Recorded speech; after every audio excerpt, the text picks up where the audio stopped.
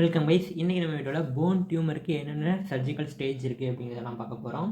So இதில் ஒவ்வொன்றுக்குமே நம்ம ஒவ்வொரு கிரேட்ஸ்லாம் யூஸ் பண்ணுவோம். ஸோ தெளிவாக பாருங்கள். இப்போ நான் ஒரு 3 லெட்டர் இன்ட்ரடியூஸ் பண்ண போகிறேன். GTM.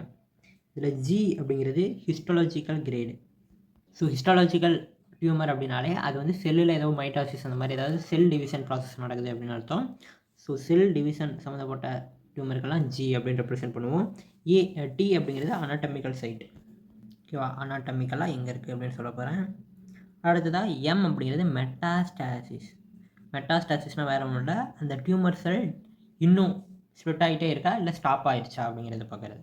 மெட்டாஸ்டாசிஸ்னால ஸ்ப்ளிட் ஆகிட்டே இருக்குது அப்படின்னா இது ப்ரெசென்ட்டு. சப்போஸ் ஆப்சென்ட் ஆகிருக்கு அப்படின்னா இது மெட்டாஸ்டாசிஸ் ஆப்சென்ட்டு. ஓகே, இப்போ நீங்கள் இந்த போன் டியூமரில் எல்லாத்துலேயும் பார்த்தீங்கன்னாலே 1 அப்படின்னா லோ கிரேடு, 2 அப்படின்னா ஹை கிரேடு, இந்த மாதிரி தான் எல்லாத்துலேயுமே.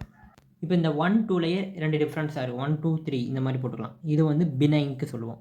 பினைங்க்கு நார்மல் நியூமரிக்கல்ஸ் யூஸ் பண்ணுவோம். பினைங் அப்படின்னா அது இன்னும் டெவலப் ஆகாது. கேன்சர் இல்லாமல் சாதாரணமான டியூமர். மெலிக்னன்ட் அப்படின்னா கேன்சர் டைப். ஸோ அதுக்கு நம்ம ரோமன் நம்பர்ஸ் யூஸ் பண்ணுவோம். 1, 2. நான் என்ன சொன்னேன், 1 அப்படின்னா லோ கிரேடு, 2 அப்படின்னா ஹை கிரேடு. ஓகே, இது பினைங் மெலிக்னன்ட், இது தனியாக ஞாபகம் வச்சுக்கோங்க. இதை நம்ம கம்பைன் பண்ண போகிறோம். இப்போ ஓகே, ஹிஸ்டாலஜிக்கலில் 2 கிரேட் இருக்குது. இதுலேயும் 1, 2. 1 அப்படின்னா லோ கிரேடு, 2 அப்படின்னா ஹை கிரேடு. அனாட்டமிக்கல்லையும் T1, T2. வா, நம்ம சிம்பிள்ஸ் யூஸ் பண்ணிக்கலாம். G1, G2 இல்லை T1, T2.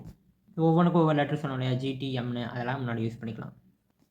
இதில் T1 அப்படிங்கிறது லோ கிரேடு, T2 அப்படிங்கிறது ஹை கிரேடு. அனாட்டமிக்கலாக அப்படிங்கிறனால T1 அப்படிங்கிறது ஒரே ஒரு கம்பார்ட்மெண்ட்டில் மட்டும். இப்போ டிபியா போன் அப்படின்னா டிபியா போனில் மட்டும் டியூமர் இருக்கும்.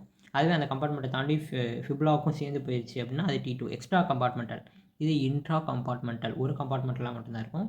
இது எக்ஸ்ட்ரா கம்பார்ட்மெண்டல், மோர் தென் 1 கம்பார்ட்மெண்ட்டு போய் மிங்கிள் ஆகி இந்த டியூமர் இருக்கும். இது வந்து ஹை கிரேட், இது லோ கிரேட்.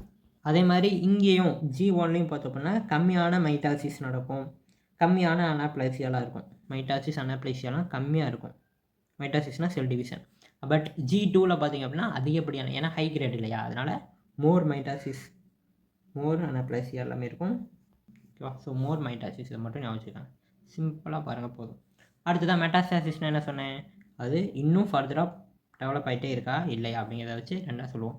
இதுக்கு வந்து O போட்டோம் அப்படின்னா ஆப்சென்ட், MO போட்டால் ஆப்சென்ட்டு, M1 போட்டோம் அப்படின்னா ப்ரெசென்ட்டு.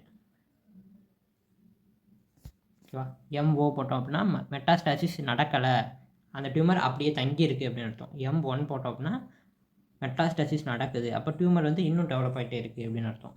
ஓகே, இதெல்லாம் ஞாபகம் வச்சுக்கோங்க. அடுத்ததாக பினைங்கில் பார்த்தோம் அப்படின்னா லேட்டன்ட். 1 அப்படின்னா லேட்டன்ட், 2 அப்படின்னா ஆக்டிவ், 3 அப்படின்னா அக்ரெசிவ்.